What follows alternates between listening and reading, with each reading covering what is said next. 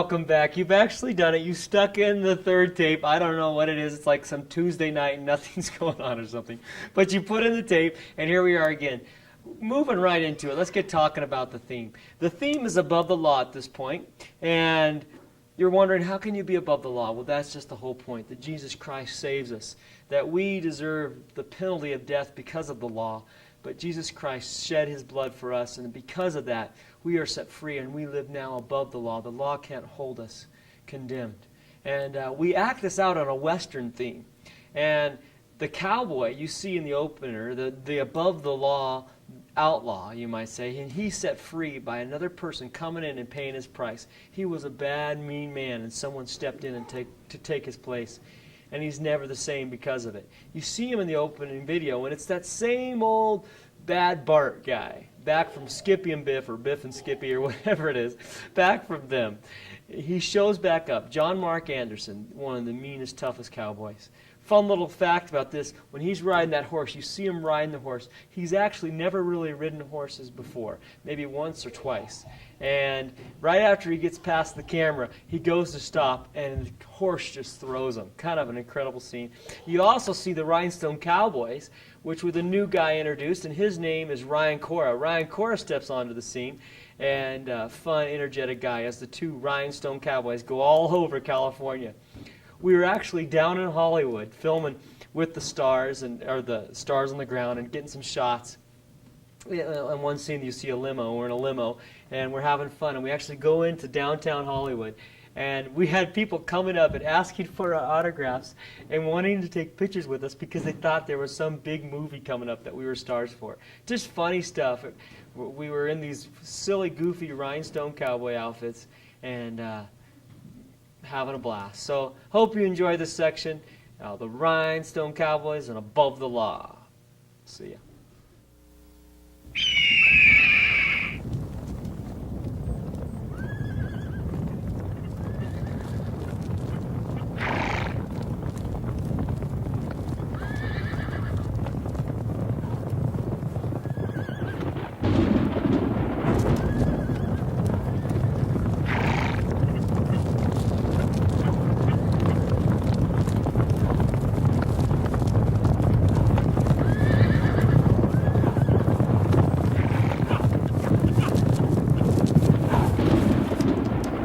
My head full of regret, and my chest a heart of stone.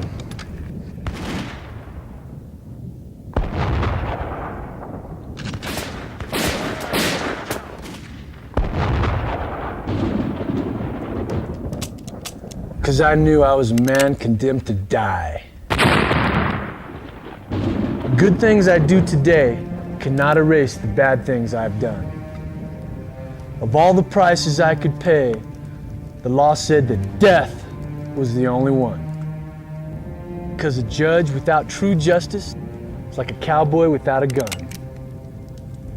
There was no way the law was going to let my guilt get by.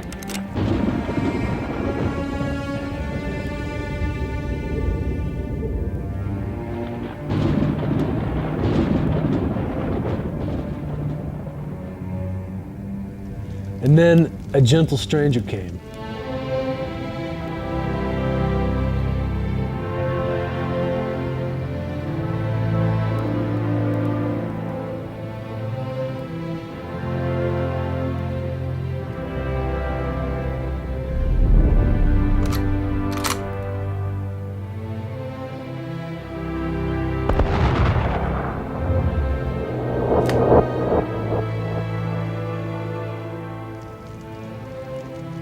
And he said he'd die for me. And the law agreed and hung that peaceful man upon a tree. He died my death so that I could have this new life clear and free. And now I'll be the man he wants me to be.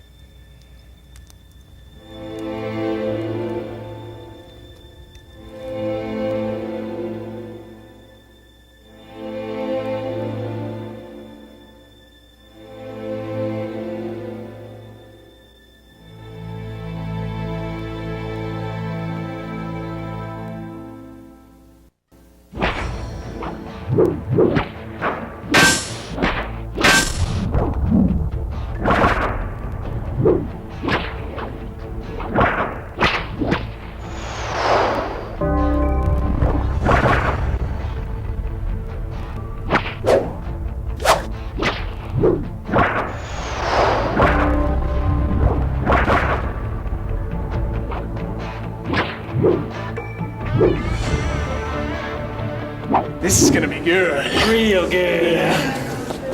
Hey guys, you guys forgot your picture. You might want to hold on to that. It's gonna be worth some money someday.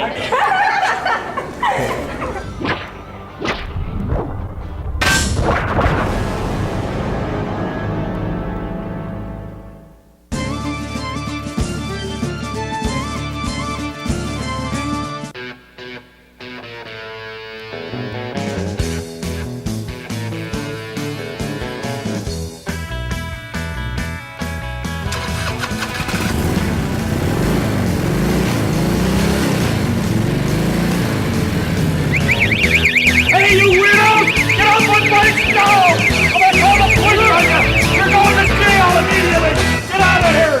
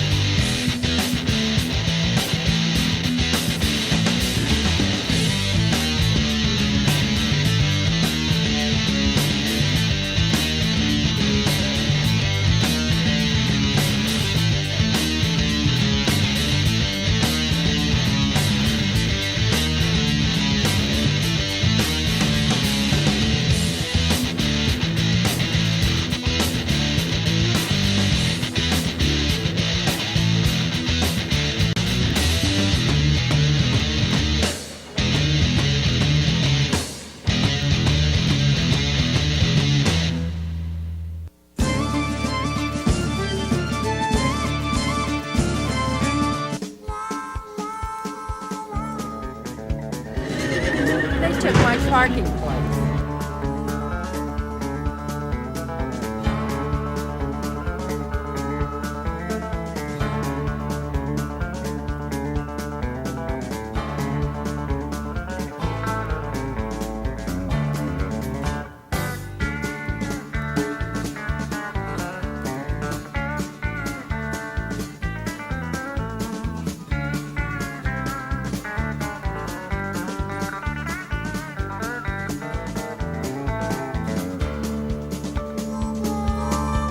What are you guys doing here?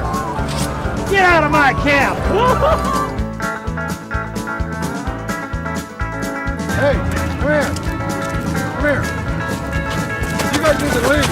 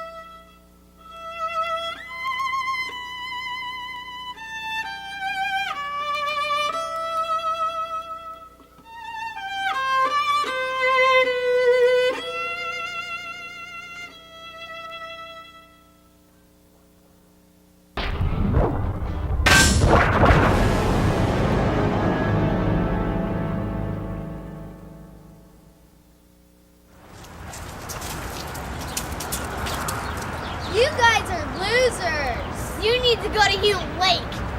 Oh, no. You like! Yes!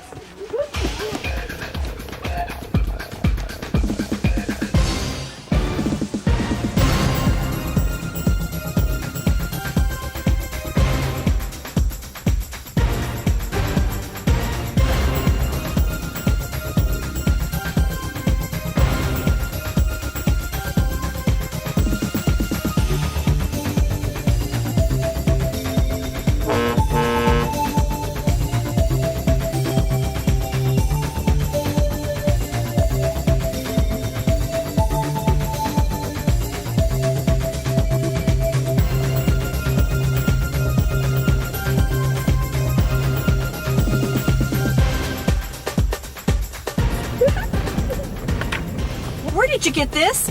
I found it at the mall. These are the guys who took our parking space. Look at this, E-Rock!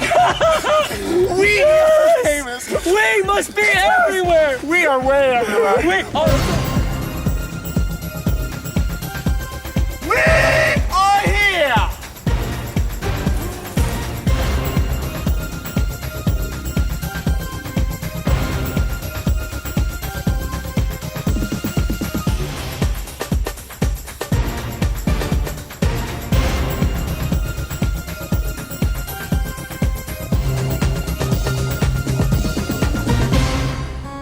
Western Deep Thoughts by Russell Upsomgrove. If a cowboy had a St. Bernard, would he still call it a little doggy?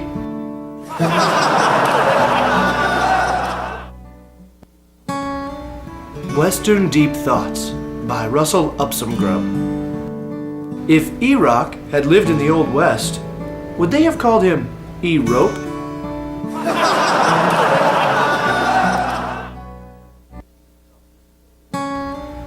Western Deep Thoughts by Russell Upsomgrove. Did you ever think that if Leonardo DiCaprio was alive in 1850, he'd be dead by now?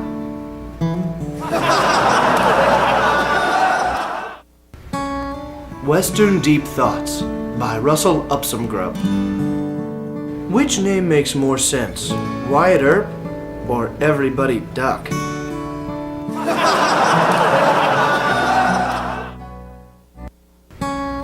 Western Deep Thoughts by Russell Upsomgrove. Do you really think Billy the Kid, Jesse James, and Buffalo Bill would have listened to country music? Hey, real quick, before we leave the year of 98, we don't want to get out of the year 98 without stopping to talk about Titanium. Titanium right there. We spoofed the movie Titanic. We couldn't help it. It's the biggest movie out at the time, and we said, we've got to make fun of this thing. So we did. We spoofed it. They had a big boat, we made a small boat. We didn't know what we were doing. We hadn't even seen the movie. There wasn't anybody on the film and crew that actually had seen the movie. But we just went for it, we just had fun. And then we decided, well, let's spoof the spoof. And so we make a little short clips on the making of the Titanium. And we just had a blast there. However, there was one point where I get a little emotional, and let's see. Well, just go ahead and watch it. Just go watch it. It's fine.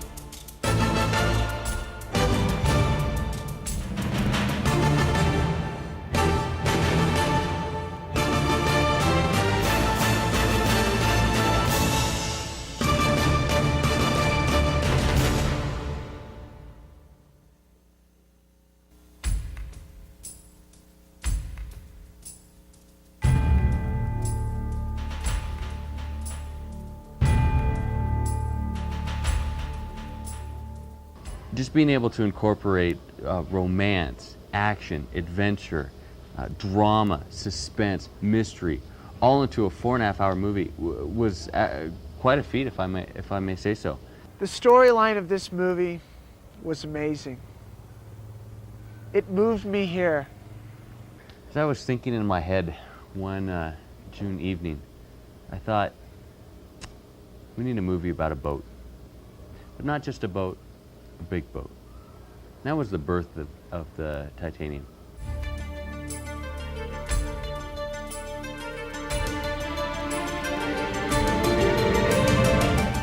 The making of the Titanium was definitely an experience to remember. I've been very busy since this production, and it's been hard, definitely, just squeezing you guys in. I did some very specific preparation for this movie. One is I began to work out my ankles. Writing the story of the Titanium just was a moving experience for me. I felt like I was giving birth to a part of me.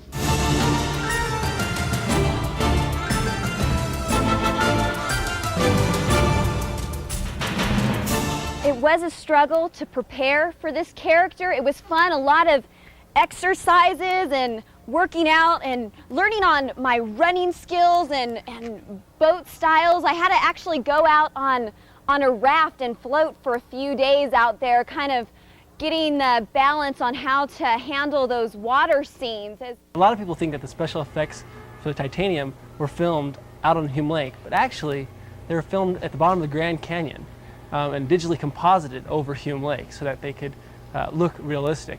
The characters were just real. There was no past, no future. It was just all in the present. The characters really had to live because they didn't know whether they were going to live the next minute.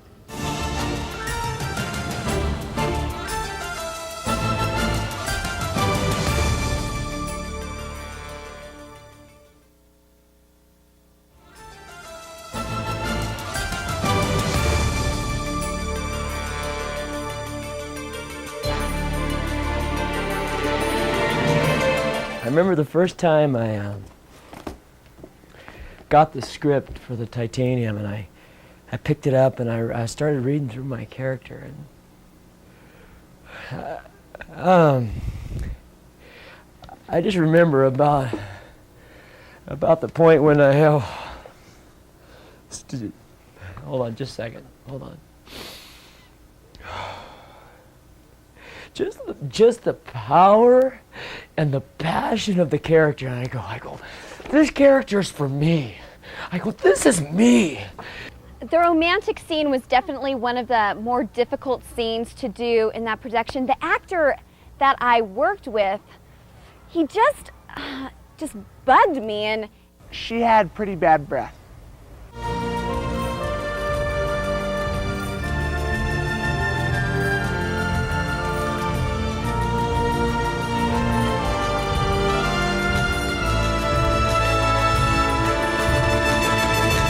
The Titanium really was a turning point in my career, to be able to fit that and to effectively deal with the social issues that we're going through. the boat scene, definitely an exhilarating experience. I'd never quite done anything like that in my movie career.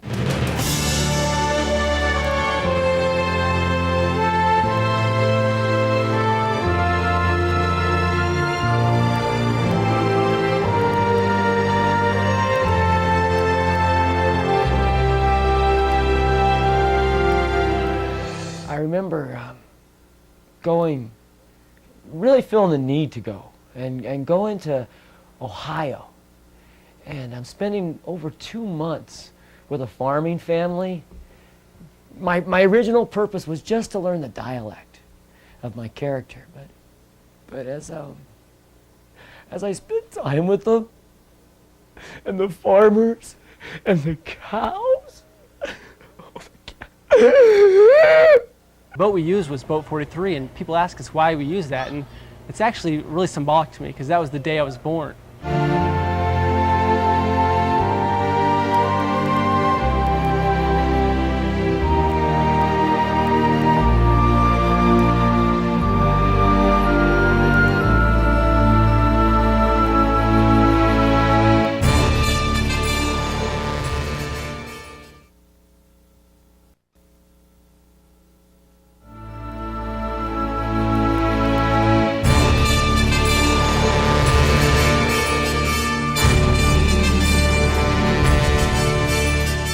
we did go over budget on this film. Actually, we ended up totaling about $63.47. $32 was spent just on ice. Other parts, she was a whiner. She is just a big whiner. Everything, oh, it couldn't hit, don't do this, don't do that. She is a control freak. You know, I'm just good at what I do, and it is challenging to work with some of the other actors. They just weren't up to my expectations on the quality that I'm used to working with.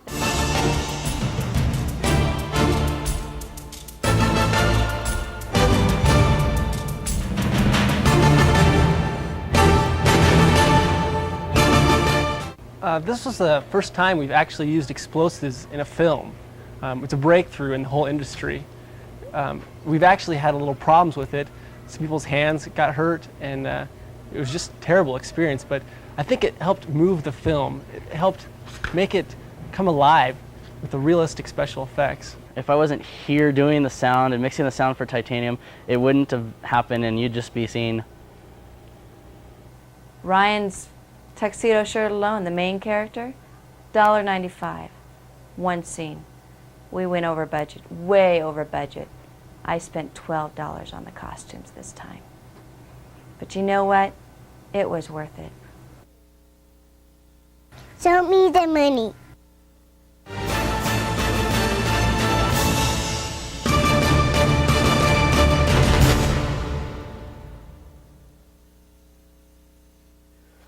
Well, we're now at the year 1999, and our theme is Solus Veritas, and it means one truth. We decided to set the theme in kind of a 1940s swing mystery feel, Dick Tracy almost. You've got the cat burglar, and you've got the detective. And there's this treasure called the Solus Veritas, which has been stolen. And so you have this little mystery that's set up. We actually had an interactive web game and the whole bit. A lot of fun. Now, the neat thing about this video is that for the audience, it was actually interactive. There would come a point where the audience would have to choose. And the people would say, do you want, the question would be asked, do you want them to go this way or that way? Do you want them to do this or do that? And whatever it was, we'd go out into the audience, and someone in the crowd would choose. And the video would take off from there, depending on which way they chose to do. And so kind of a fun little thing. Hope you enjoy it. Any little tidbits. Oh, we filmed this one in a studio. First time we ever filmed actually inside of a studio, just for fun. And we ended up with this warehouse that hadn't been filled up with stuff yet, and so we made a little studio inside of it. So our first studio filming took place on this video. Set it all in black and white. The little car you see behind me, purchased it for $300, a 1946 Chrysler. And we cut it in half, threw it in the chapel. Kind of cool, kind of fun stuff.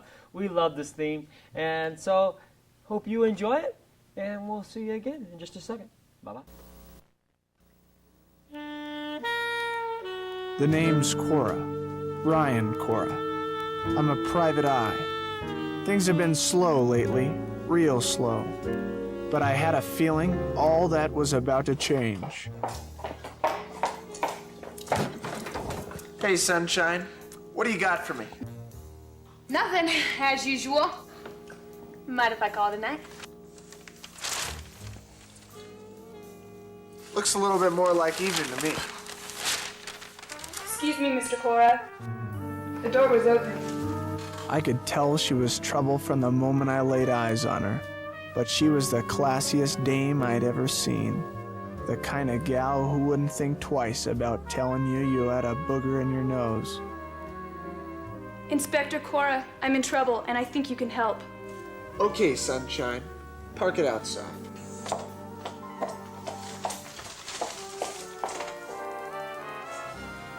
Altoid? Sure. I haven't had dinner yet either.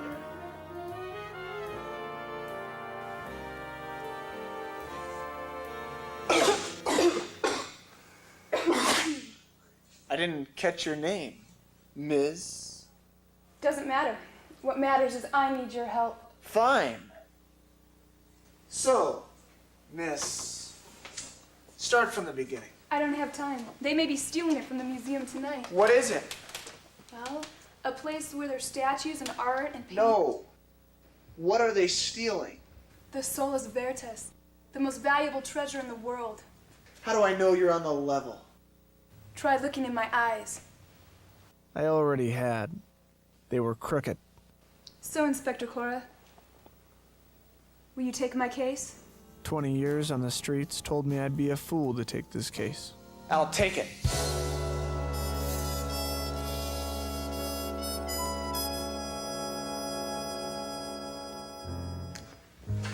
All right, boys, listen up. So, do you really think we can pull this off, boss? Yeah, boss, it almost looks impossible. What do we do if the coppers show up? They don't even know we're coming. But boss, what about the guards? It's always your job, Johnny. Tiny, you go through the air ducts. Again? Tiny, you two, keep a good lookout when you're lowering me in, all right? First, the alarms, then the guards. Across the roof, and you two. Some things were just not making sense. Who was that lady? Who took the box? What is the truth? Why does the music play every time I read the newspaper? Morning, sunshine. Morning. Has the museum owner showed up yet? Nope, not yet. Excuse me, Inspector.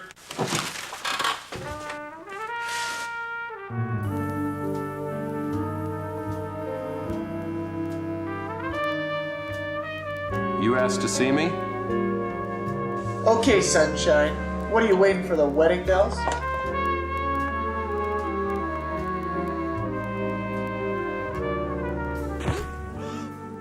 Why don't you have a seat? I do. Oh. How was the security the night of the burglary? The best. How many people have keys? Just me. Who knows about this? Everyone knew about it, the whole town. Do you think this country's going to the metric system? Where are you going with this? Maybe you should tell me. So, Mr. Was there anyone suspicious? There were two. Who? The butcher. And? The baker. And I bet the candlestick maker. He's always there. We're having a candle exhibit upstairs. That'll be all. I hope you find it.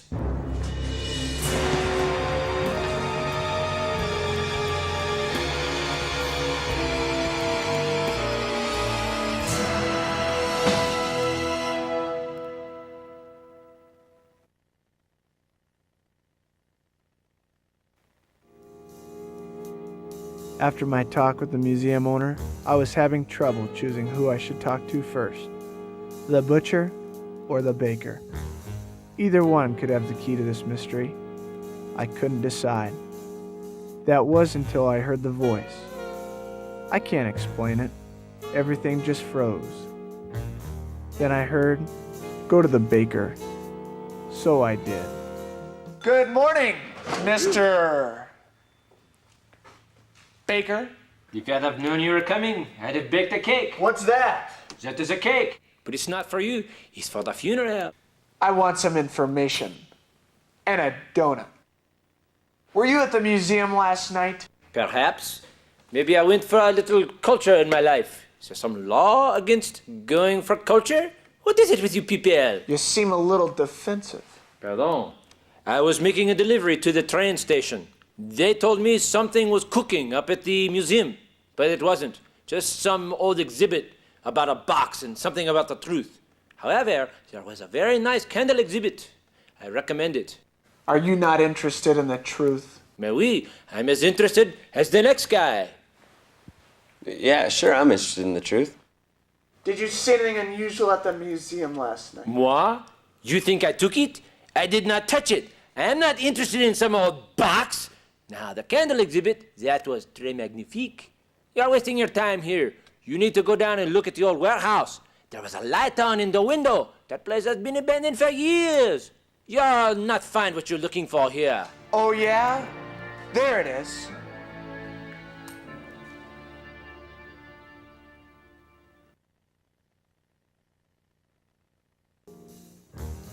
After my talk with the museum owner, I was having trouble choosing who I should talk to first, the butcher or the baker. Either one could have the key to this mystery. I couldn't decide. That was until I heard the voice. I can't explain it. Everything just froze. Then I heard, "Go to the butcher." So I did. Good morning, Mr. Butcher. If I'd have known you were coming, I'd have cut you a steak. What's that? It's steak, but it's not for you. It's for the funeral. I want some information and a pork chop to go. Were you at the museum last night? Maybe I was, maybe I wasn't. Maybe I went down to get a little culture. Is there some law against going down for a little culture? What is it with you people? You seem a little defensive. Don't sue me. I went down to cater a lunch at the train station. They told me something was cooking up at the museum. Nothing. I get there and there's just some exhibit, an old box and something about the truth. But they had a nice candle exhibit upstairs.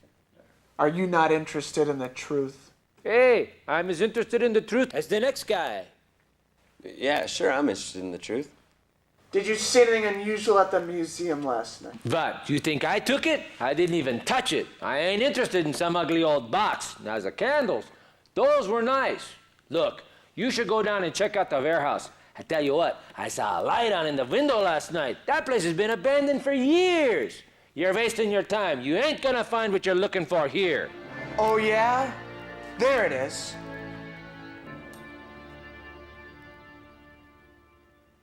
He said he'd be here at 8 o'clock. It was dark and I couldn't see. And boss, what happened? You didn't get it. Yep. No, we didn't find it. Yeah, I saw the candles. They're nice. Yeah, we're looking. Don't worry, we'll find it. I know my life depends on it. He's gonna kill you for candles? Wait a minute, you were the last one with it. Yeah, you were all alone. E-Rock was supposed to get it. We were all outside. It was in the museum. He went in, he comes out, and it's not there? I don't think so. He has to have it. Guys, wait. Where'd you put it? You don't know what you're talking about. No, you don't start talking about the sticks and the candles and all that stuff and just stop talking about it. Guys, let's think about this. Huh? Take him out.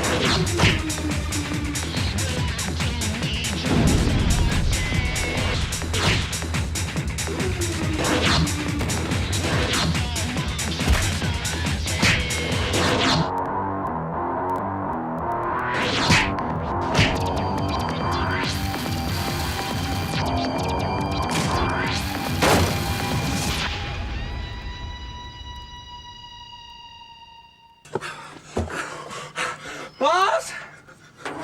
Say it ain't so, boss. Say you didn't take the candles. I didn't take the candles. Hey, this is my place. 20 years, and this dump said I'd be a fool to let this bum stay. You can stay if you want to. What do we do now, boss?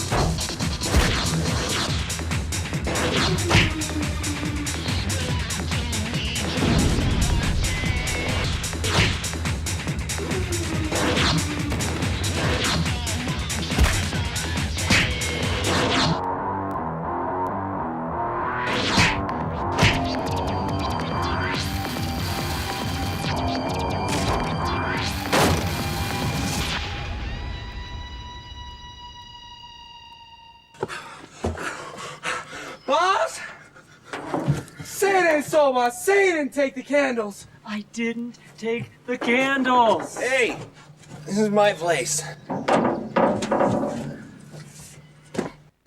20 years and this dump said I'd be a fool to let this bum stay. You can stay if you want to. What do we do now, boss?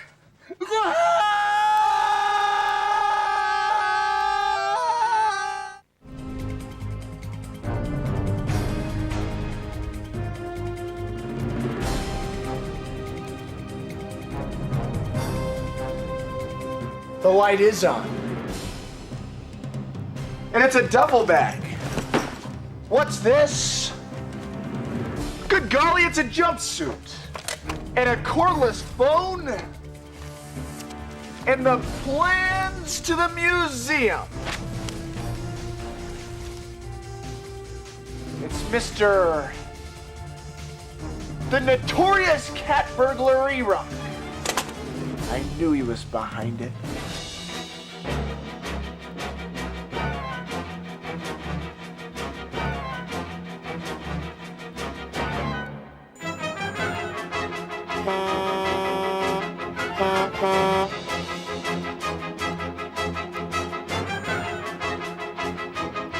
Taxi! Oh, no! Inspector Cora has to choose. Should he chase down the notorious cat burglar E-Rock? Or should he save the mysterious lady from being pummeled by the truck? You will have to... Oh, never mind. Oh, Inspector Cora. Oh, you're not Miss. Forget. Let me guess, you want to go see the candle exhibit too? Whatever, just hit it! All right.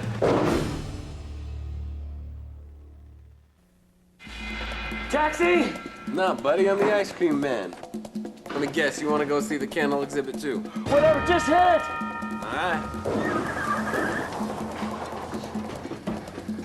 All right.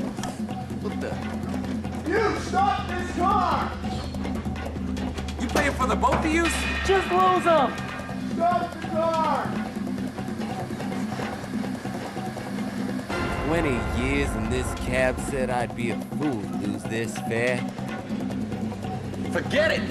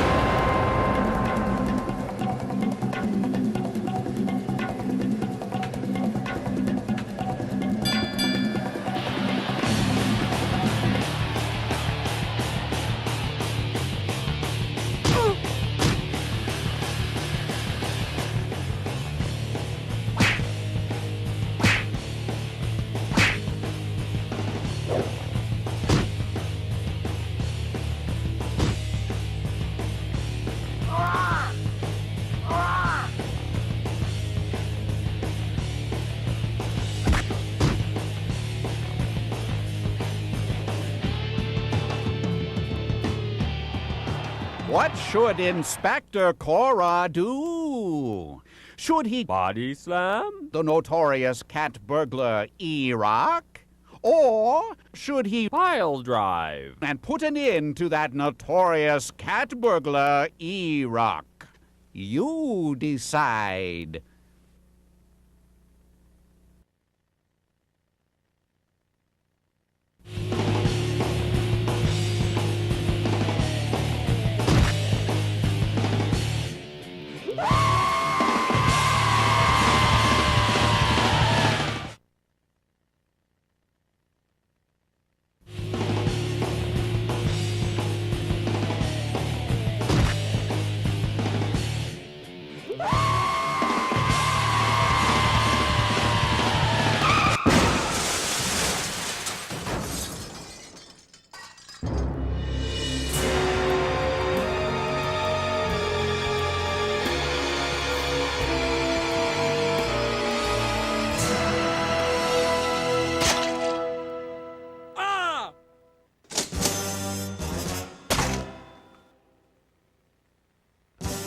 doing there?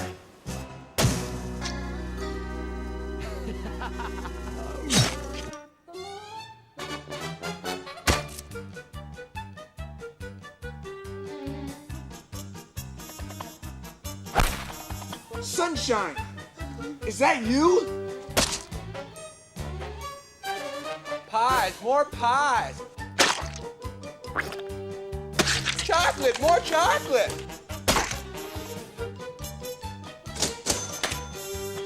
Hey, Bob!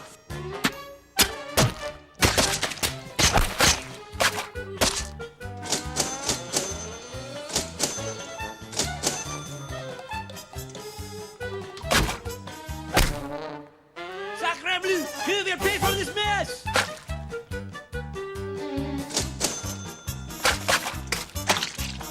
I make good time.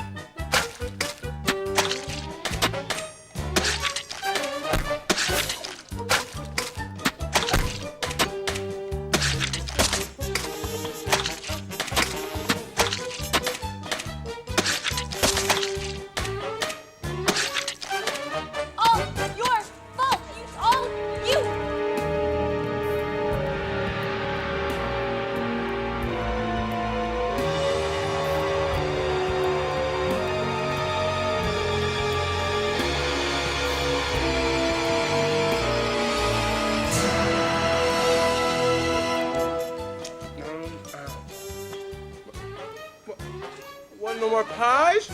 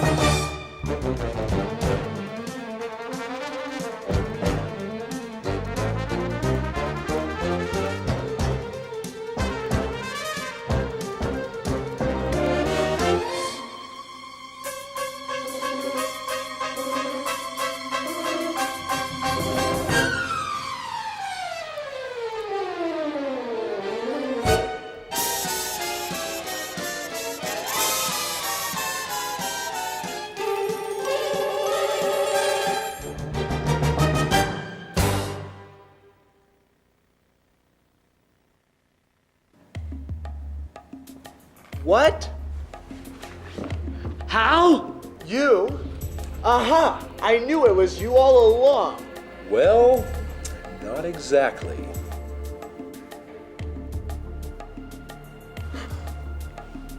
So it was you. Not exactly.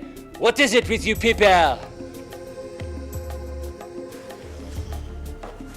Aha, then it was you. Nah, buddy. I'm the ice cream man. It's... Not exactly. Who are you? I'm the Solus Veritas web game grand prize winner. Yes. Oh, it's Miss Mysterious. Why? Why? Because I knew you needed to find it. The only way you can find the Solus Veritas is if you seek for it.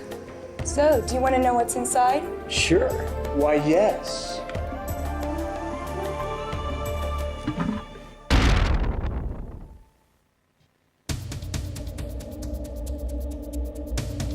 Four years ago, the world was introduced to Tadpole Schnapple.